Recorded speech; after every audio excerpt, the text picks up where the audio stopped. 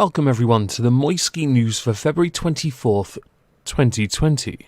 Before we start, I want to apologise for there not being a video here on Friday. I was a bit busy with something on my main channel, and it took all weekend to complete. Sorry about that. Now back to the subject here. Today I want to talk about the Shadow Cabinet, because very soon it's going to get a brand new leader in about 10 days, maybe more.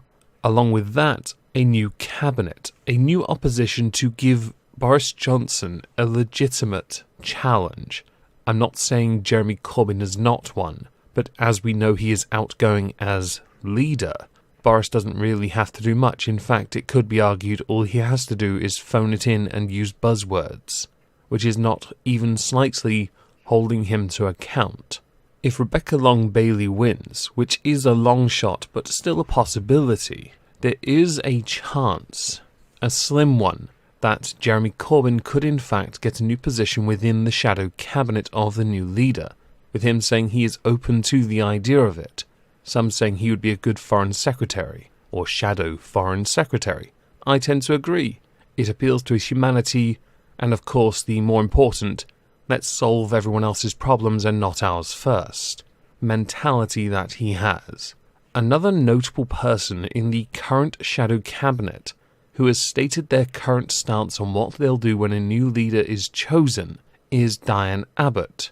She is currently the Shadow Home Secretary, and she recently told Sky News that whoever became the leader, they will have to be able to construct their own shadow cabinet, with her stating that while she will back Rebecca Long-Bailey as choice to replace Jeremy Corbyn, she will not herself serve on the front benches, which is her saying she'll quit essentially. With her holding one of the safest Labour seats, I'm actually somewhat surprised. I thought perhaps she would try and stay within a shadow cabinet if the right kind of leader won. But it is her decision to make, and if she chooses to step away from frontline politics, which many believe would be so that a new age could begin, the youth could take over, elevate the party, I firmly believe it doesn't matter who's there, as long as their intention is to appeal to the majority of voters. That's what you're meant to do, isn't it? It is worth saying now, just because an MP moves from the front benches to the back benches doesn't mean they have nothing to do. There are committees, subcommittees, hearings, book clubs, strip clubs, clubs, and tea clubs. There are many other things that MPs do, offices that they will work within. With Diane Abbott being one of the most well-known members of the Shadow Cabinet, it is advisably better that she moves to the back benches so that the new cabinet, whoever serves upon it, or within it, is able to do so without attention being drawn away from the party leader.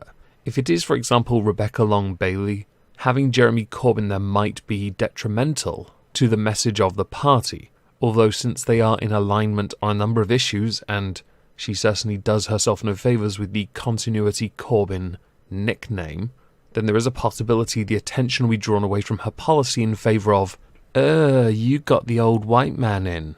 I know it's reductio ad absurdum, but the point stands. The leader should be the face of the party after all. It's very hard for anyone in the current cabinet to outshine Boris, because all Boris has to do is open his mouth for about 5 seconds, and he'll say something really stupid that will get everyone talking about him.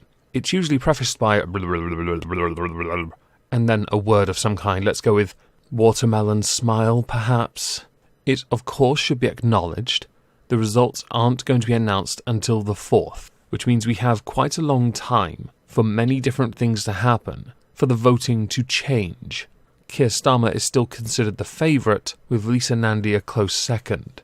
If Rebecca Long-Bailey wins this somehow, it would be quite impressive, and no one really knows yet still what Keir Starmer wants or believes. He has managed to remain neutral and the favourite, which I find to be quite interesting. Perhaps everyone likes themselves a uncharismatic enigma. That lacks quite a bit of conviction, I've noticed. Should be interesting, I think. With this, with Diane Abbott moving away from the front benches, with Jeremy Corbyn possibly serving in a potential shadow cabinet, but let's face it, it only really is a 50-50 chance. if the unlikeliest candidate wins, I'm very much interested to know what you think. Do you believe Diane Abbott is making the right call, or do you think that she's doing it preemptively because she knows she won't be chosen anyway? She has made a number of gaffes on TV, and they have not done her any favours. So please do let me know in the comments down below.